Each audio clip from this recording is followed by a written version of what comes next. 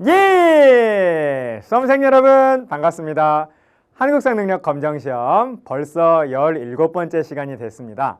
이번 강의에서는요, 고려의 마지막을 공부를 합니다. 그리고 다음 강의에서부터는 조선으로 들어가게 될 텐데요. 고려의 마지막 강의는 무엇이냐? 바로 문화가 되겠습니다. 문화를 또 깔끔하게 정리하고 그 다음에 가뿐하게 조선으로 넘어갈 수 있도록 하겠습니다.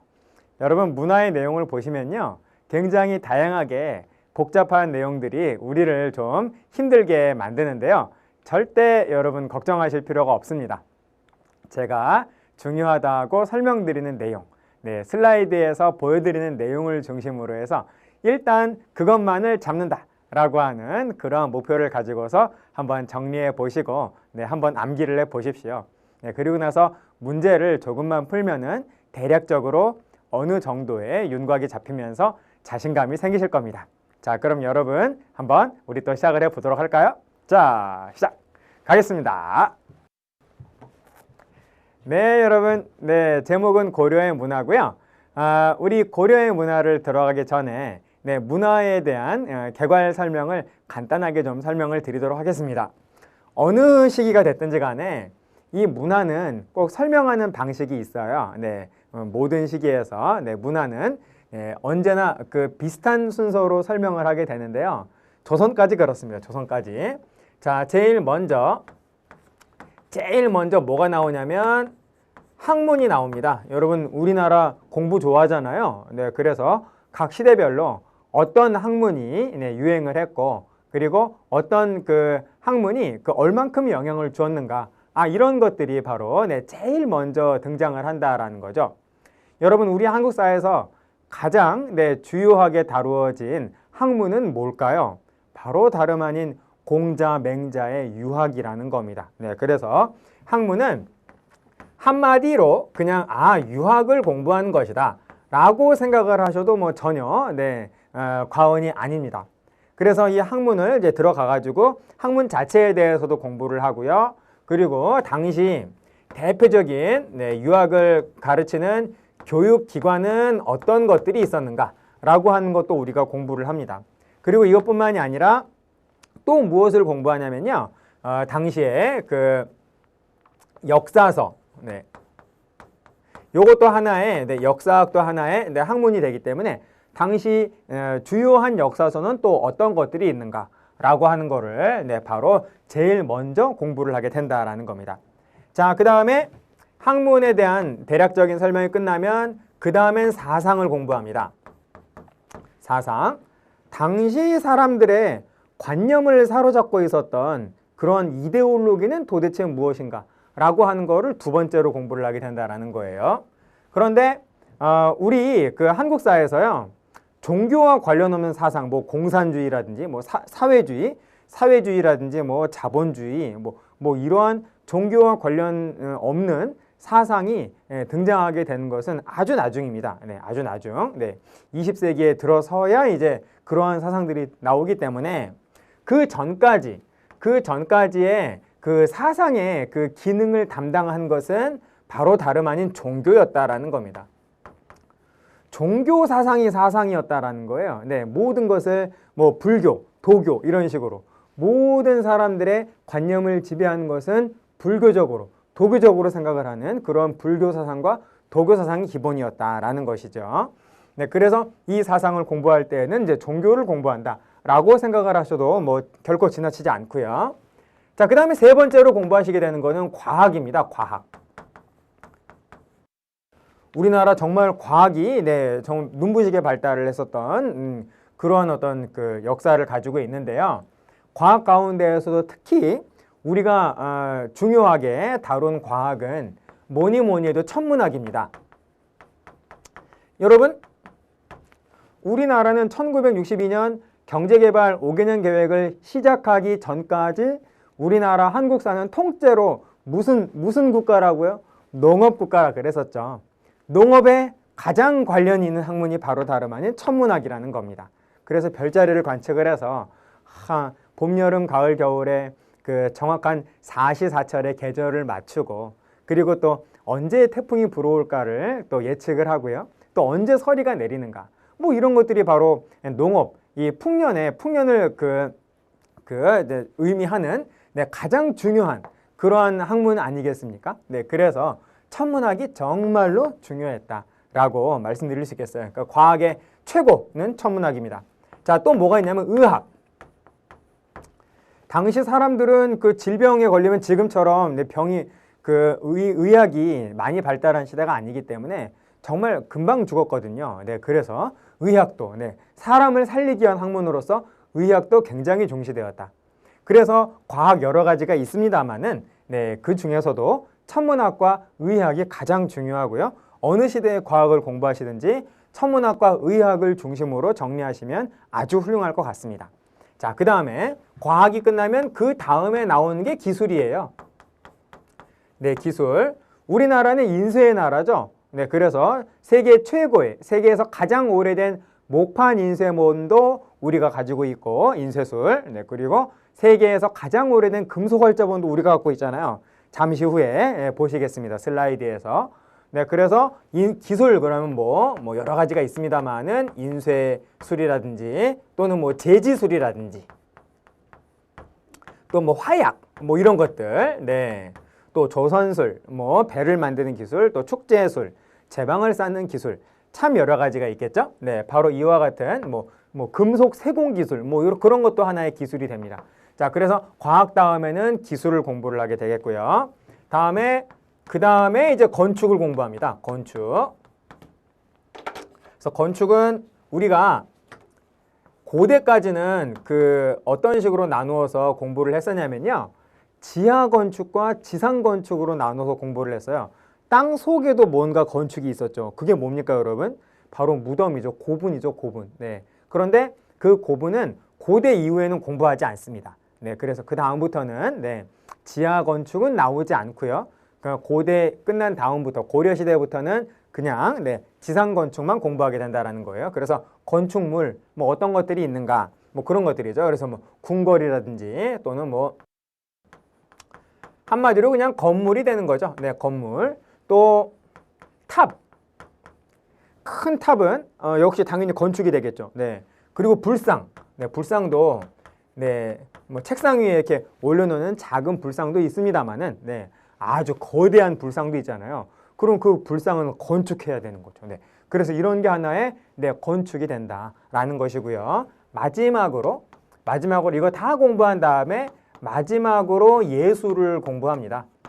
그래서 점점 중요해지는 문학, 문학이라든지 또 뭐 문학만큼 중요하진 않지만 역시 적어도 한 문제는 꼭 나오는 미술 문제라든지 또 음악 뭐 이런 것도 예술의 분야에 들어가게 된다라는 거예요. 그래서 여러분들이 조선까지 어느 시기를 공부하든지 간에 문화는 바로 이와 같은 순서로 설명이 되고 내용들이 전개가 된다라는 거를 여러분들이 알고 문화로 들어가시면 훨씬 더 체계를 잡기가 쉬우실 겁니다. 고려 역시 이러한 순서로 정리가 되어 있다라는 거예요. 어느 책이나 다 마찬가지입니다. 네. 자, 그래서 여러분 이 순서대로 우리 한번 공부를 한번 해봐요. 자, 그러면은 우리 한번 유학부터 들어가 보도록 하겠습니다. 자, 유학. 삼국시대부터 공자, 맹자의 유학은 있었는데요. 여러분 유학은 계속 발전을 해가지고 고려시대에 더더욱 계속 발전을 쭉 했겠죠. 그래서 여러분 자 고려시대 또 말씀드립니다만은 정치적인 시대 구분은 경제, 사회, 문화에도 그대로 적용되는 구분이 된다라는 거예요. 자, 그래서 초기, 중기, 무신집권기 이런 식으로 가게 되는데요. 자, 초기.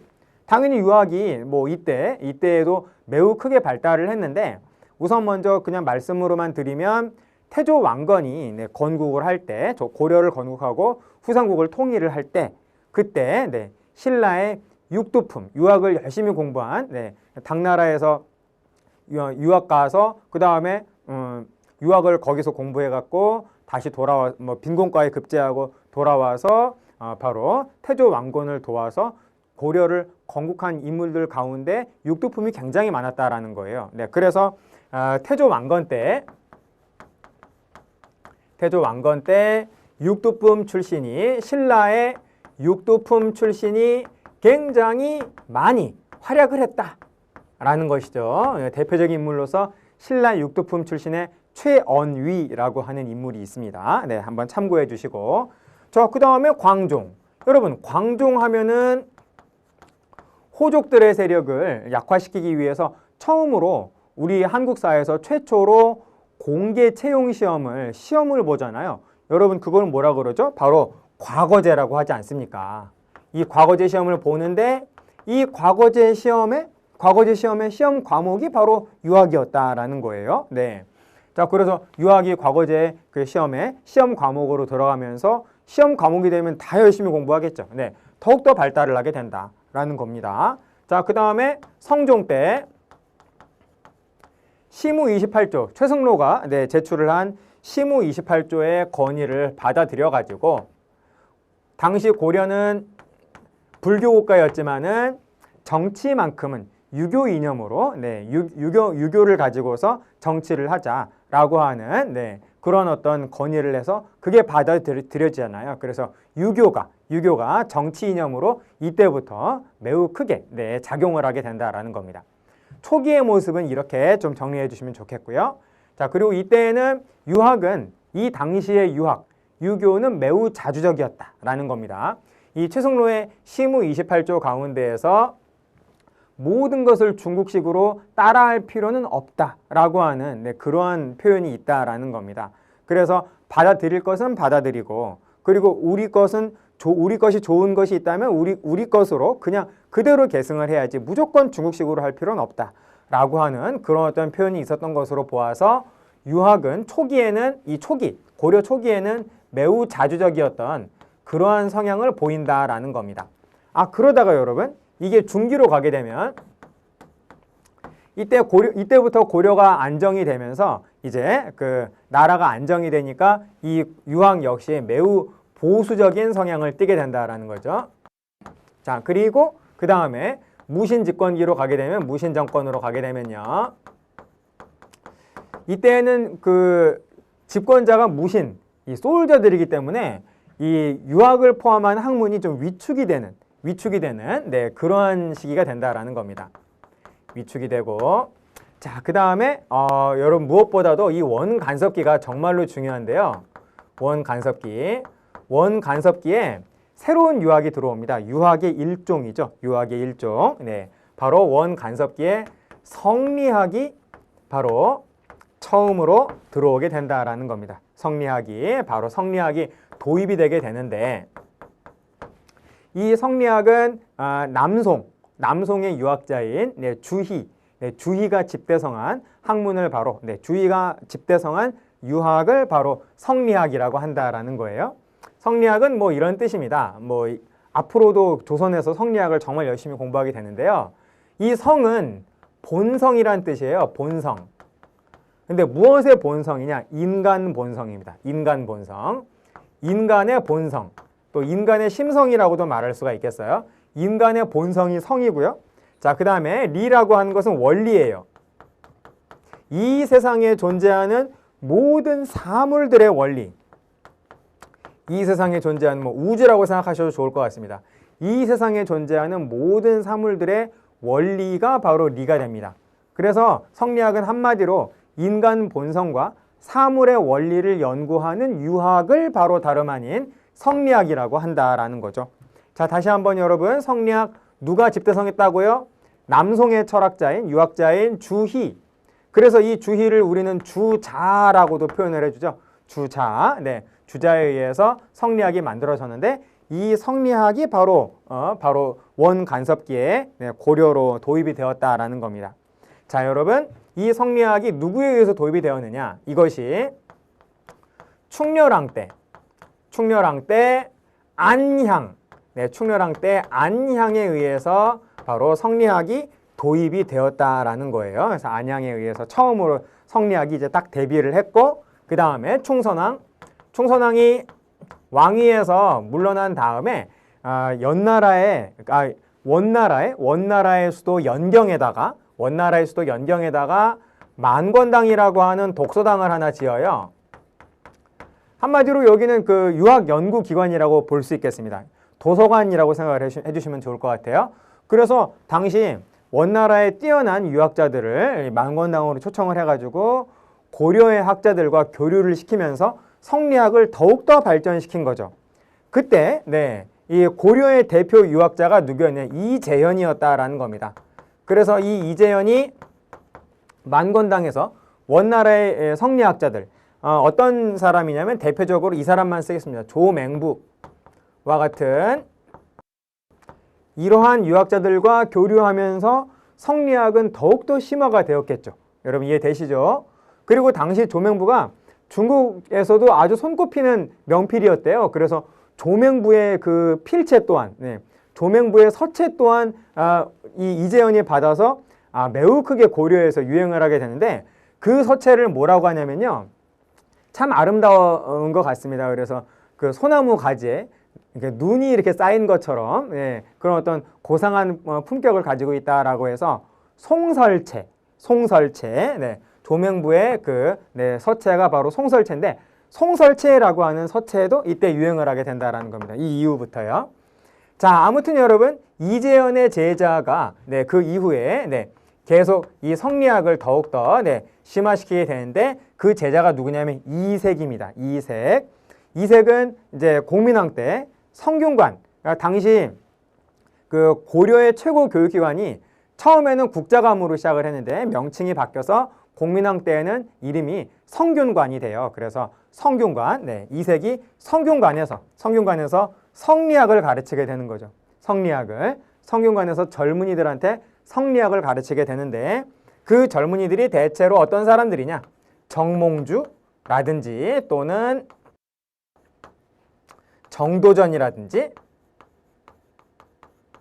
자, 이러한 젊은이들한테 성리학을 가르치게 되고 바로 이러한 젊은이들이 바로 뭐가 되는 거죠? 신진사대부가 되는 거죠. 신진사대부가 되어서 결국 이들 가운데 혁명파 신진사대부가 바로 조선을 건국하게 되잖아요. 이성계와 연합을 해가지고요. 그래서 결국 조선을 건국하는 조선 건국 세력의 기본 이념이 되는 게 바로 성리학이 된다라는 겁니다. 그래서 그 이후에 조선왕조 500년간의 이 조선의 사상, 관념을 지배하는 학문은 바로 다름 아닌 성리학이 된다라는 거예요. 그래서 이 성리학이 그만큼 중요하다라는 겁니다. 그 성리학이 바로 원간석기 때 도입이 되고 말기에 더욱더 발전을 해가지고 바로 이렇게 조선 건국의 중심 사상이 된다라는 것이죠. 좋습니다, 여러분. 자, 유학은 이 정도로 좀 정리를 좀 해주시고요. 자, 그 다음은 우리 한번 볼까요? 자, 그 다음 내용도 굉장히 중요합니다. 관학과 사학을 일단 구별을 좀 해주셔야겠는데요. 여러분 지금도 공교육, 사교육 개념이 있죠? 공교육하고 사교육. 사교육은 학원을 말하는 건데 당시에도 공교육하고 사교육이 있었습니다. 자, 여러분 이 중에 공교육이 뭘까요? 학은 다 학문이란 뜻이고요. 관은 국가기관이란 뜻이에요. 국가기관. 여러분 당시에는 국가의 군대를 뭐라 그럽니까? 관군이라 그러잖아요. 관군. 그래서 관은 국가를 말한다. 국가가 주도하는 학문으로 이것을 관학이라고 하고 이것이 바로 다름 아닌 공교육이다. 자, 그리고 사학. 요게 사교육인데요. 이때에도 학원은 있었다라는 겁니다. 고려 시대에도. 자, 그게 뭐냐 한번 볼까요? 바로 이렇습니다. 고려의 최고 교육기관 국자감이겠죠. 그 관학의 대표 교육기관으로서 국자감이 있었는데 사학, 사교육, 학원도 있었다라는 거예요. 요거를 뭐라고 하냐면 사학 12도라고 하는데요. 이 도는 학생, 생도란 뜻입니다. 학생들이라고 하는 그런 의미가 되는데 이 도라고 하는 글자가요. 그냥 학교라고 하는 그런 의미로서도 쓰였어요. 그래서 당시에 12개, 개경에 12개의 학교가 있었는데 그게 바로 사교육입니다. 원래 이 사람들이 과거 시험을 출제를 하는 과거 출제자인데요. 이들이 이제 지공거라고 하는 그런 과거 시험을 주관하는 그러한 관리들인데 이들이 퇴직을 한 다음에 학원을 차리는 거예요. 그 학원을 차렸는데 그게 12개더라라는 겁니다. 그래서 이것을 사학 12도라고 하고요. 과거 시험에서 국자감하고 사학 12도 가운데에서 어느 쪽이 좀 더 합격률이 높았을까요? 바로 여러분 압도적으로 사학 12도가 지금 학원하고 똑같아요. 네. 사학 12도가 아주 압도적으로 과거 시험 합격자가 높았다라는 겁니다. 과거 시험 출제한 사람이 학교를 설립을 해가지고 시험에 나오는 것만 가르쳐 주는 거예요. 쪽집게 강의를 해주는 거죠. 그러니까 여러분 지금도 공교육 살리기 열심히 하잖아요. 우리 현재에서도. 그래서 고려시대에도 약 1000년 전에도 바로 이와 같은 노력을 했다라는 거죠. 관학지능책, 공교육 살리기를 했다라는 겁니다. 자, 그래서 그런 것들이 어떤 것들이냐 대표적인 것만 말씀을 드리면 예종 때 바로 7제라고 하는 7개 국자감 이 국자감 내에 설치한 전문 강좌 이런 거를 설치를 했고요. 그리고 장학재단으로서 또 양연고라고 하는 장학재단이 있었습니다. 이렇게 좀 정리를 해주시면 좋겠습니다. 자, 그 다음에 자, 우리 역사서로 가보게 되면요. 고려시대 여러분 삼국시대 삼국의 역사서가 나올 수는 없겠죠. 앞으로 나올 것까지 역사서를 쓸 수는 없으니까요. 그래서 언제나 역사책은 그 다음 시대에 가서야 앞 시대의 역사를 객관적으로 서술할 수 있게 되겠죠. 그래서 삼국 사기는 바로 고려시대에 나옵니다. 고려시대에 나오고요. 고려 역사가 고려사거든요. 고려사라고 하는 또 아주 중요한 책은 조선시대, 조선 초에 나오게 된다라는 것입니다. 자, 여러분 너무나 중요한 삼국 사기 누가 썼죠? 삼국시대 역사를 쓴 김부식이 혼자 쓴 게 아니고 이거는 국가가 편찬을 한 거예요. 그래서 김부식을 포함한 여러 명의 편사관들이 국가적 차원에서 바로 편찬을 했다라는 겁니다. 물론 주도자는 책임자는 김부식이었다라는 거예요. 이 외에도 주요한 역사서는 많은데요. 일단 요 정도입니다. 해동, 우리나라의 고승, 고승들의 전기가 바로 해동 고승전이 되겠고요. 동명왕편, 여러분 동명왕 또는 동명성왕이라고 하죠. 누굽니까? 고구려를 건국한 주몽이죠, 주몽. 주몽의 일대기를 그린 영웅적인 서사시, 영웅서사시, 주몽의 영웅서사시가 바로 동명왕편이 되겠습니다. 그리고 삼국유사, 이 삼국시대의 역사를 서술을 하면서 또 판타지적인 그런 설화, 이런 것들이 굉장히 불교적인 그런 이 삼국유사를 저술한 분이 스님이에요. 그래서 불교와 관련된 설화, 또 굉장히 재미있는 아름다운 이야기들, 판타지들이 막 많이 들어가 있는 삼국유사. 그리고 제왕운기, 그러니까 왕들이에요, 왕들. 단군부터 시작해서 우리나라의 역대 제왕들의 이야기를 운율로서, 이건 그냥 산문이 아니라 시입니다, 시. 동명왕편도 시고요. 시로서, 운율로서 엮은 이러한 책이 바로 고려시대의 가장 대표적인 그러한 역사서라고 볼 수가 있겠죠. 누가 썼는지 여러분 저자 이름 정도는 좀 기억해 주시기를 당부를 드리겠습니다. 여러분 좀 쓰실 수 있으시겠어요? 자, 한번 해볼까요? 몇 명이나 맞췄는지요? 그렇습니다. 해동고승전 각훈, 동명왕편 이규보, 삼국유사 이련스님, 스님이 쓰신 거예요. 그러니까 불교, 기본적인 사상이 불교가 되는 것이고, 제왕운기 이승유, 요 정도 좀 기억을 좀 해주십시오. 자, 다음 이제 불교로 한번 가보겠습니다. 그래서 방금 전까지의 학문은 끝났고 이제 우리 불교를 하겠다라는 거예요. 사상을 하겠다는 건데, 여러분 전에도 몇 번 설명을 드렸습니다마는 교종과 선종은 불교의 양대산맥이라고 볼 수 있겠죠. 교종과 선종은 불교의 가장 중심적인 두 개의 종파인데 어떤 차이가 있죠? 해탈은 공통된 목적이죠. 해탈을 향해 가는 방법의 차이가 교종과 선종의 차이라고 말씀을 드릴 수 있겠습니다. 교종은 불교 경전을 연구하면 해탈을 할 수 있다라고 믿는 종파고요. 선종은 참선이 보다도 중요하다. 참선을 통해서 해탈로 가려고 노력하는 종파가 바로 선종이 되겠죠. 그렇죠, 여러분? 그런데 교종을 주로 믿는 사람은 누구라고요? 귀족이라는 겁니다. 불교 경전을 읽을 줄 알아야 교종을 믿을 수 있기 때문에 한문을 아는 사람이 바로 교종의 신도가 되는 거죠. 한문을 아는 사람은 누굴까요? 바로 지배층이라는 겁니다. 그리고 선종을 믿는 사람들은 글을 몰라도 되기 때문에 피지배층의 종파가 된다는 거예요. 동서고금을, 고금까지는 아니겠다. 동서양을 막론하고 우리 세계사에서, 역사에서 지배층과 피지배층이 사이가 좋아 본 적은 단 한 번도 없다 그랬었죠. 그래서 신도들이 적대적이에요. 신도들이. 그래서 교종과 선종은 늘 경쟁하고 갈등하는 그러한 관계였다라는 겁니다. 그래서 이러한 교종과 선종을 통합해서 불교로 하나로 만들려고 하는 노력이 이 고려시대에 아주 크게 노력이 이루어지고 있었는데, 그게 가장 대표적인 용어가 교관겸수하고 정예쌍수가 되겠어요. 둘 다 교종과 선종을 합치자라고 하는 그런 의미인데요. 자, 교관겸수 먼저. 이게 주장하라는 사람이 다릅니다. 교는 교종을 말하고요. 그리고 관은 선종을 말합니다. 교종과 선종을 겸하여 수양하자. 그러니까 둘 다 하자라는 얘기가 되겠어요. 정예쌍수는 마찬가지입니다. 정은 선종을 말하고요. 그리고 희가 여기에서는 교종을 말합니다. 선종과 교종을 쌍으로 수양하자라는 말이 되겠습니다.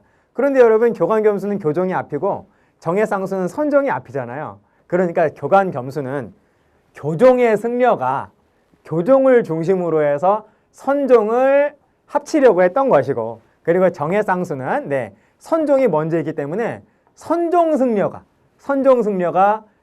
선종을 중심으로 해서 교종을 집어넣으려고 합치려고 했었던 하나의 용어가 된다라는 겁니다. 여러분, 지금도 그렇잖아요. 어떤 거가 앞글자냐에 따라서 중요성이 달라지지 않습니까? 여러분, 우리나라가 일본하고 축구 경기를 해요. 그러면 일한전이라고 하나요? 한일전이라고 하나요? 당연히 한일전이라고 하지 않습니까? 그쵸? 일한전 그러면 사람들이 당신은 누구야? 아유, 재패니즈? 뭐 그럴 거잖아요. 그러니까 여러분, 교관겸수는 교종이 앞, 그리고 정예쌍수는 선종이 앞. 이거를 통해서 뭐를 중심으로 했는지라는 거를 어느 정도 유추해 볼 수가 있다라는 겁니다. 자, 여러분, 교관겸수를 주장하라는 사람과 정예쌍수를 주장하는 사람은 누굴까요? 네, 그렇죠. 교관겸수는 의천, 정예쌍수는 진울이다라는 겁니다. 이 두 분은 각자 한 문제씩 그냥 시험에 나올 문제를 쥐고 있다라고 생각을 하셔도 뭐 전혀 이상하지 않습니다. 의천 한 문제, 진울 한 문제 나와도 아주 정상적이다라는 거예요. 정말로 중요하신 분들. 자, 제일 먼저 의천을 한번 보겠습니다. 교관겸수는 이미 봤고요. 해동천태종. 우리 대각국사 의천께서는 바로 중국에서 천태종을 배워와서 우리나라의 천태종을 해동천태종, 그러니까 우리나라 천태종을 처음으로 창시하셨고요. 자, 그리고 우리 지난번에 한번 얘기했었어요. 대장경은 뭐죠? 불경전집. 그런데 불경이 진짜 어려워요.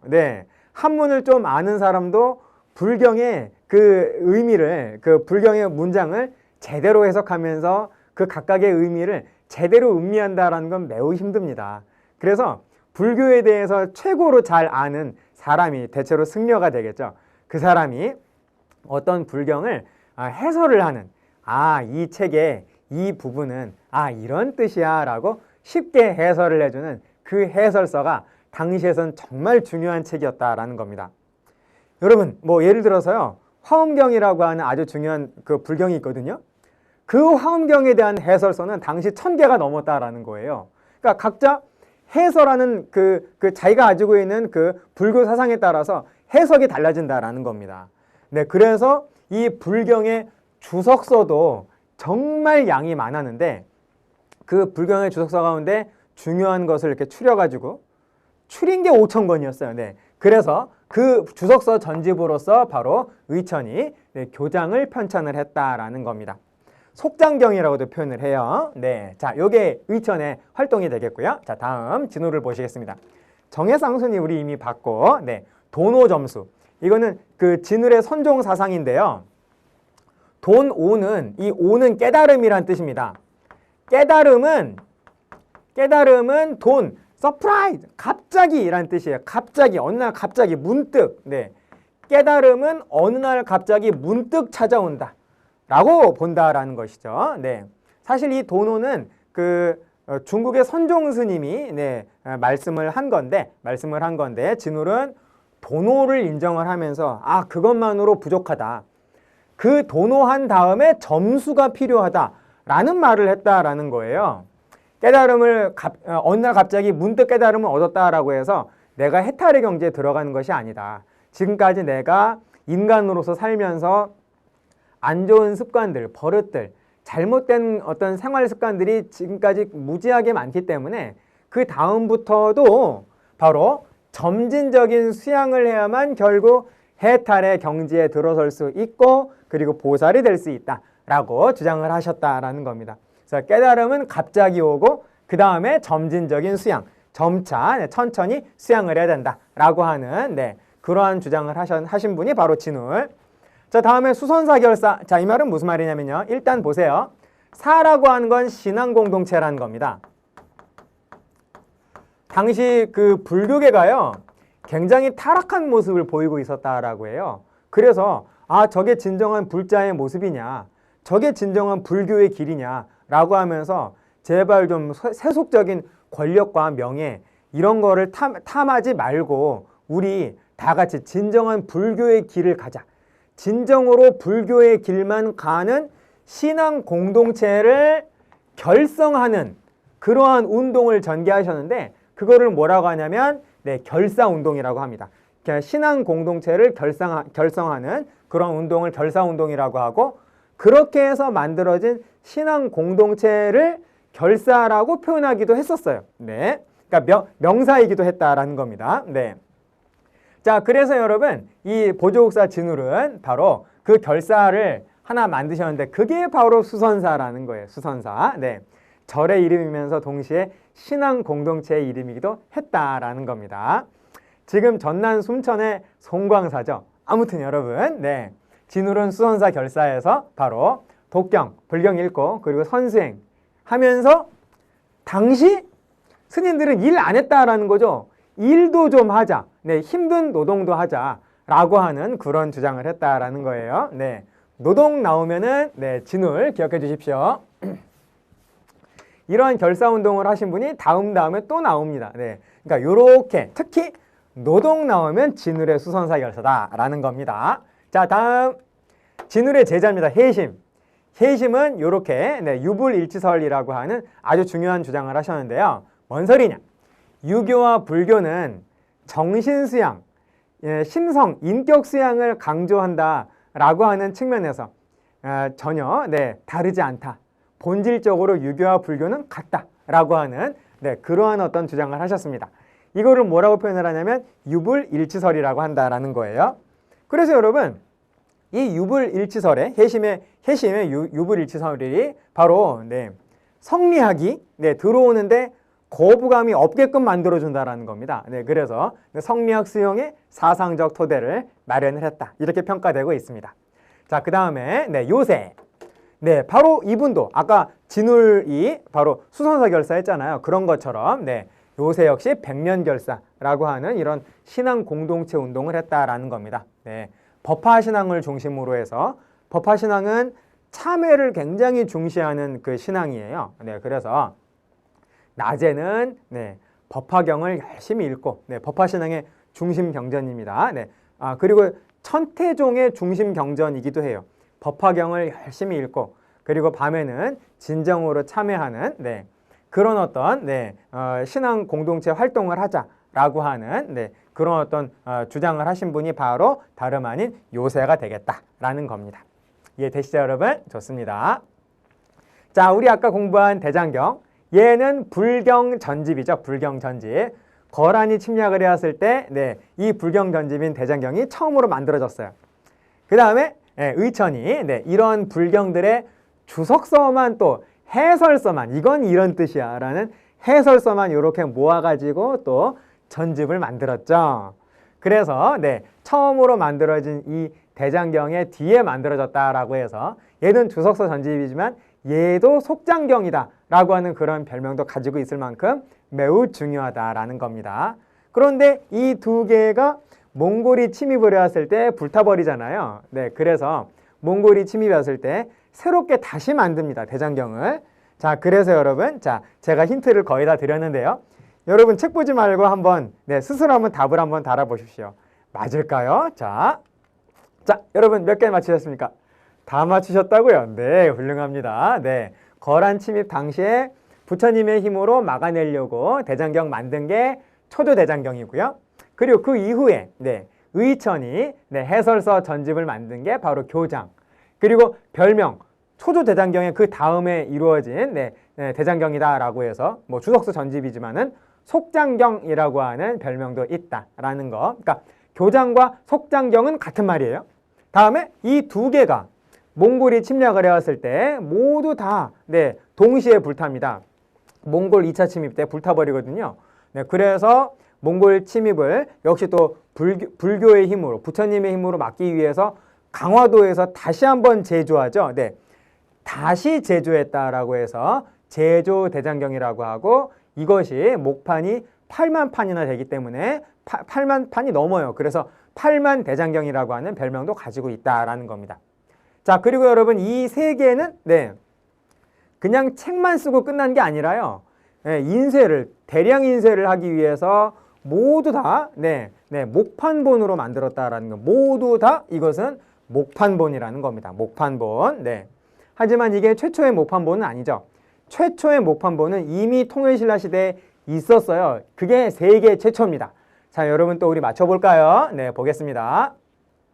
한번 한 적이 있습니다. 세계 최고의, 세계에서 가장 오래된 목판, 쉽게 말해서 나무 판때기, 나무판 인쇄물, 나무에다가 새긴 거예요. 새겼어요. 그리고 세계에서 가장 오래된 금속 활자본, 모두 다 우리 거다. 우리나라는 인쇄의 나라다. 그랬었죠. 자, 여러분 이름. 그렇습니다. 세계 최고의 목판 인쇄물은 무구정광대 다란이경이고요. 세계 최고의 금속 활자본은 직지심체요절이 되겠습니다. 그런데 여러분 시대가 다르죠. 무구정광대 다란이경은 통일신라 시대, 대체적으로 경덕왕 때, 751년 정도로 추정이 되는데, 여러분 이 무구정광대 다란이경은 어디 속에 있었죠? 불국사의 석가탑, 3층 석탑 속에서 발견이 됐잖아요. 그리고 직지심체요절은 고려시대 우왕 때입니다. 1377년인데요. 연도는 모르셔도 되겠고요. 고려 말에 청주 흥덕사에서 가능이 됐습니다. 좋아요, 여러분. 현존하는 세계에서 가장 오래된 현존하는 세 개는 빼주세요. 현존하는 우리나라에 요거는 빼주십시오. 현존하는 우리나라에서 가장 오래된 의서는 향약 구급방이 되겠습니다. 향약 구급방. 이 구급은 응급처치를 말하는 거죠. 응급처치하는 처방전인데요. 처방전인데 향약.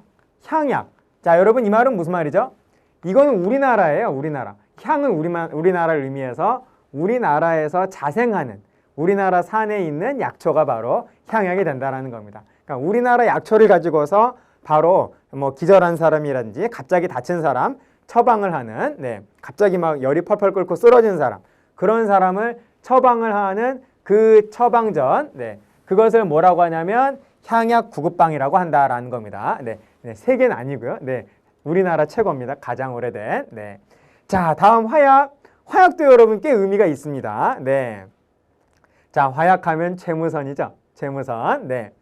자, 여러분 네모칸에 여러분 집어넣으실 수 있을까요? 첫 번째 네모칸은 힌트가 있네요. 화약이래요. 화약. 채무선이 화약을 중국으로부터 정말 간신히 제조법을 얻어냅니다. 그 다음에 자기가 직접 그 제조법대로 만들어 봐요. 그랬더니 성공을 했다라는 거죠. 그래서 조정에 건의를 해서 화약을 제조하는 기구를 설치하거든요. 그게 땡땡 도감입니다. 그래서 여기에서 대포를 열심히 만들어 가지고 그 대포를 가지고서 이 외적이 쳐들어왔을 때, 누군가가 쳐들어왔을 때 바로 대포를 쏴서 모두 다 함선을 불태우게 되는 거죠. 그래서 얘를 무슨 대첩이라고 한다. 자, 그래서 물리친 이 민족은 도대체 누굴까? 자, 여러분 빈칸 한번 넣어봅시다. 자, 채무선이 화약 제조법을 터득해서 제조에 성공하게 되자 채무선의 건의에 의해서 또 채무선이 주도를 해가지고 만든 도감 이름 화통도감. 그래서 여기서 대포 열심히 만들어가지고 자, 무슨 대첩? 지금 현재 전북 군산입니다. 전북 군산. 삼국시대에는 기벌포라고 했고요. 그리고 고려시대에는 진포. 진포로 쳐들어왔던 얘들을 그냥 대포를 막 쏴가지고 배를 그냥 당시 쳐들어온 얘들이 500척이나 됐대요. 함선이요. 500척을 그냥 전부 다 그냥 불태워버린 이 대첩을 바로 진포대첩이라고 하고 그래서 누구를? 왜구를 물리쳤다라는 겁니다. 네, 여러분 이해되시죠? 좋습니다. 자, 이번에는 건축 양식 보도록 하겠어요. 자, 건축으로 넘어가서 고려 전기에는 주심포 양식이라고 하는 어떤 양식이 유행을 하다가요. 요것이 후기로 가게 되면 다포 양식이라고 하는 양식으로 바뀌게 된다라는 겁니다. 그러니까 유행이 고려 전기에서 주심포 양식에서 고려 후기 다포 양식으로 이렇게 변하게 되는데요. 자, 그럼 여러분 이게 뭔지를 아셔야겠죠? 자, 그림을 잠깐 제가 한번 그려보도록 하겠습니다. 자, 여기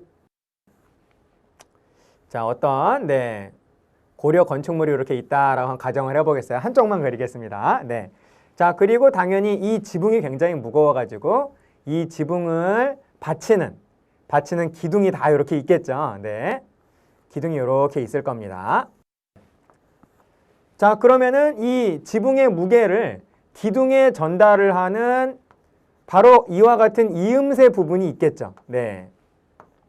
자, 이러한 이음새 부분이 있는데, 자, 이 지붕의 무게를 기둥에 전달하는 요 부분을 뭐라고 하냐면 공포라고 해요. 공포. 그런데 이 공포가 기둥마다 이렇게 하나씩 있으면은 얘를 뭐라고 하냐면 주심포라고 한다라는 겁니다. 이 포가 바로 공포를 말하는 것이고요. 이 공포가 기둥의 중심마다 있다라는 그런 뜻이에요. 기둥의 중심마다 공포가 있는 이러한 양식이 바로 무슨 양식? 주심포 양식이 된다라는 겁니다. 그런데 여러분 실제로 이 공포를 보면요. 정말 아름답습니다. 너무 아름다워요. 아, 그래서 여러분 여기를 이렇게 연결을 해가지고 공포, 기둥하고 관련이 없는 가짜 공포를 이렇게 또 아름다우니까 더 만들었다라는 거죠. 그래서 여러분 요걸 보세요. 기둥의 숫자보다 공포의 숫자가 더 많죠? 네, 공포가 많다. 많은 공포. 기둥 숫자보다 공포의 숫자가 더 많은 양식을 여러분 뭐라고 할까요? 다포 양식이라고 한다라는 겁니다. 여러분 이해되시죠? 그래서 고려 전기에는 주심포 양식이 유행을 하다가 이게 아름다우니까 고려 후기로 가게 되면은 다포 양식이 유행한다라는 거. 요거를 이해하시면서 또 뭘 아셔야 되냐면 그게 뭐냐라는 것도 아셔야 됩니다. 그게 뭐냐? 자, 암기 한번 해볼까요? 네, 이렇게 한번 해보겠습니다. 전주 봉부수 후다성. 전주 봉부수 후다성. 네, 이렇게 한번 외워보세요. 몇 번 중얼중얼 해보시면은 뭐 말은 안 되지만은 그냥 입에 짝짝 붙습니다. 네, 고려 전기는 주심포 양식인데 세 개. 네, 안동, 봉정사, 극락전, 영주, 경북 영주의 부석사, 무량수전, 충남 예산의 수덕사, 대웅전. 자, 이렇게 세 개. 네, 봉정사, 극락전, 부석사, 무량수전, 수덕사, 대웅전. 네, 이렇게 세 개가 바로 전기의 주심포 양식을 하고 있는 고려의 건축물이다라는 거예요. 자, 그 다음에 후기는 다포 양식이라고 그랬죠? 네, 후기는 다포 양식. 네, 황해도 사리원의 성불사 응진전이 바로 다포 양식의 대표적인 건축물이고 이런 다포 양식이 바로 조선의 건축 양식에 영향을 주게 된다라는 겁니다. 여러분 이해되시죠? 네. 자, 그런데 여러분 이 봉정사, 부석사, 수덕사는 봉정사 극락전, 부석사 무량수전, 수덕사 대웅전은 지어진 시기는 고려 후기예요. 그러니까 지어졌을 때는 고려 후기인데 고려 후기에 복고풍으로 고려 전기에 유행한 주심포 양식으로 건축을 한 고려 후기의 건축물이다라는 겁니다. 그래서 현존하는 고려 전기의 건축물은 없어요. 없고 지금 현존하는 가장 오래된 봉정사 극락전마저도 고려 후기에 지어진 것이다라는 거죠. 그런데 양식이 고려 전기의 양식이다. 이런 말이 되겠습니다. 여러분 이해되시죠? 좋습니다. 자, 그러면 건축됐고, 자, 그 다음, 네, 석탑을 보시겠어요. 석탑도 유행이 달라지게 됩니다. 여러분, 통일신라 시대에는 어떤 모습을 하게 되냐면요. 통일신라 시대에는 석탑이 기본적으로 그 불국사 3층 석탑 생각하시면 돼요. 불국사 3층 석탑, 네, 석가탑 생각하시면 되는데, 두 개의 기단 위에, 네, 이중의 기단 위에, 거기에, 네, 1층, 2층, 그리고 3층, 자, 이렇게 올리는, 네, 조금 삐딱하네요. 이런 식으로 하면 이제 벌 받겠죠. 네. 자, 이와 같은 석탑이 기본이었다라는 겁니다. 3층 석탑이 기본이었다라는 거예요. 이중의 기단 위에 3층 석탑. 그리고 요 각각의 지붕도 사각형이었어요. 이렇게, 네. 자, 그래서, 네, 이렇게, 네. 통일신라 시대에는 이러한 3층 석탑이 기본이었는데, 뭐, 가문사지 3층 석탑이라든지, 또는, 네, 불국사 3층 석탑, 석가탑이라든지. 그런데 고려시대로 가게 되면요, 이게요, 일단 요 지붕이 사각형이 아니라 팔각형, 아무튼 다각형이 됩니다. 뭐, 이렇게, 네. 이렇게 되고, 그 위에도 또, 이렇게 다각형, 그 위에도 또, 이렇게 계속. 그래서 다각형의 석탑이 여러 층으로 이렇게 막 이렇게, 네, 복잡해진다라는 거죠. 다이내믹해지네요. 자, 얘를 뭐라고 하느냐? 다각다층탑이라고 한다라는 겁니다. 그런 게 어떤 게 있느냐 또 봐줘야겠죠. 네, 불일사 5층 석탑, 네, 5층, 네, 월정사 8각 9층, 네, 다각다층이네요. 네, 경천사지 10층 석탑, 네, 자, 이러한 것들이 바로 고려의 대표적인 석탑이 되겠습니다. 자, 결론은 다시 한번, 네, 통일신라 시대에는 3층 석탑이 기본이었는데 고려시대가 되면 다각다층탑으로 유행이 바뀐다, 변한다라는 겁니다. 자, 다음 불상.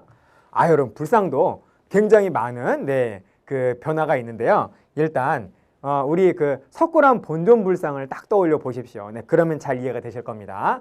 통일신라 시대의 그 불상은요, 완벽한 인체 비리, 완벽한 인체 비리와 그리고 균형, 조화. 이거 정말 그 강조한 그런 어떤 불상의 모습을 하고 있다라는 겁니다. 그런데 여러분, 고려시대가 되면요, 비례, 균형 이런 거 별로 신경 안 쓰게 된다라는 겁니다. 한마디로 파격이라는 거죠. 파격. 네, 비례도 파격적이고, 네, 그리고 균형 뭐 그런 것도 안 따지고요. 네, 어떻게 바뀌냐면 불균형으로 가게 된다라는 겁니다. 그래서 대체로 어떤 식으로 표현을 하냐면 자유분방한, 네, 형식을 초월한, 형식을 파격적인 자유분방한 개성적인 아름다움을 추구했다라고 보통 얘기를 해준다라는 겁니다. 대표적인 불상 가운데 논산 관촉사에 석조 미륵보살 입상이라고 있거든요. 그 사진 여러분, 네, 책에 있으니까 한번 보세요. 보시면서 설명을 들어주십시오. 여러분 보십시오. 정말 최고로 잘 봐줬을 때 한 4등신 정도 되잖아요. 통일신라 시대에는 용서가 안 되는 거였다라는 겁니다. 그런데 이제는 그냥 그렇게 하면 안 되는 거예요. 네, 자유분방한 아름다움을 추구한다라는 겁니다. 네, 그래서 그런 것들이 어떤 것들이 있느냐. 네, 보시는 바와 같이 하남 하사창동에 철조 석가 열애 좌상. 근데 얘는 철로 만들었어요. 철불. 고려 초기에는 철불이 굉장히 유행을 합니다. 그리고 얘가 지금 앉아 있는데요. 이 앉은 키가 한 3m가 넘어요. 네, 그래서 대형 철불이 고려 초에 유행하게 된다. 이렇게 정리하시고요. 네. 자, 그런데 이 중에서도 이 신라를 계승했다라고 표현되는 게요, 영주 부석사. 우리 아까 공부한 부석사 무량수전 있죠? 네, 부석사 무량수전 속에 들어가 보면 계시는 분이 바로 이분이세요. 네. 그런데 이 소조 아미타 열의 좌상은요, 비례 균형미를 가지고 있거든요. 그래서 신라를 계승을 했다. 네, 이런 통일신라를 계승을 했다.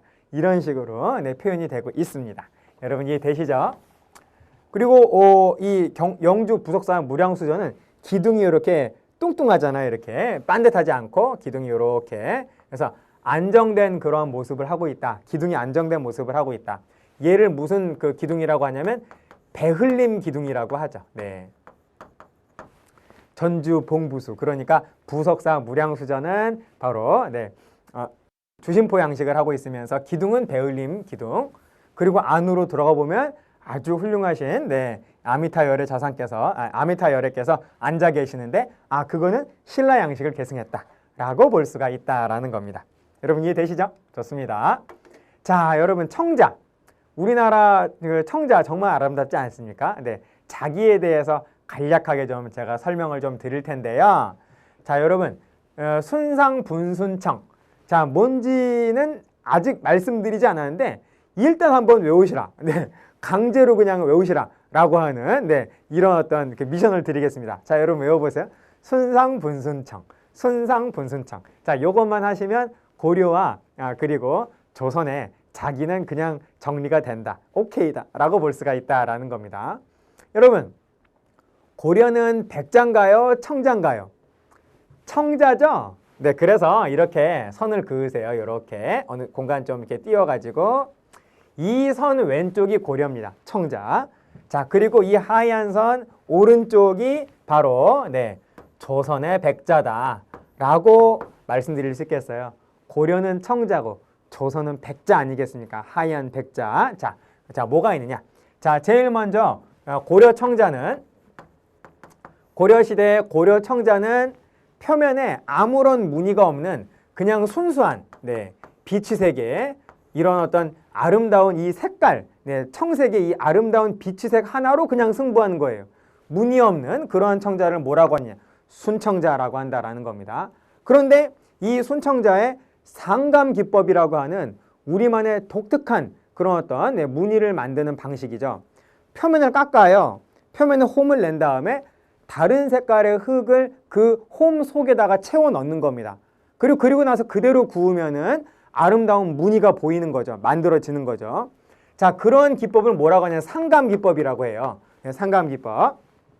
우리의 독자적인 양식입니다. 이 상감기법을 통해서 아름다운 무늬를 만드는 청자, 우리 뭐라 그러죠, 여러분? 상감청자라고 한다는 것이죠. 그래서 순청자에서 상감청자로 발전을 하게 된다라는 겁니다. 대체로 순청자는 고려 중기, 그리고 상감청자는 그 다음 시기인 무신집권기. 완전히 일치하진 않습니다만은 대체로 고려 중기에는 순청자, 그리고 이 무신집권기에는 상감청자가 유행을 합니다. 근데 원간석기가 되면서 조금씩 이제 청자가 퇴조를 하게 된다라는 거죠. 그래서 고려 말에서 이 선이 이제 고려와 조선을 구분짓는 선이다라고 한다면요, 고려 말에서 조선 초로 넘어가는, 좀 줄여서 여말 선초라고 그러잖아요. 고려 말에서 조선 초로 넘어가는 시점이 되면 유행이 바뀌게 되는데요. 청자의 표면에 분칠을 내요, 하얗게. 그래서 속은 청자고요. 그 겉표면을 이렇게 흰 분칠을 해서 자기를 만들게 되는데, 걔를 뭐라고 하느냐?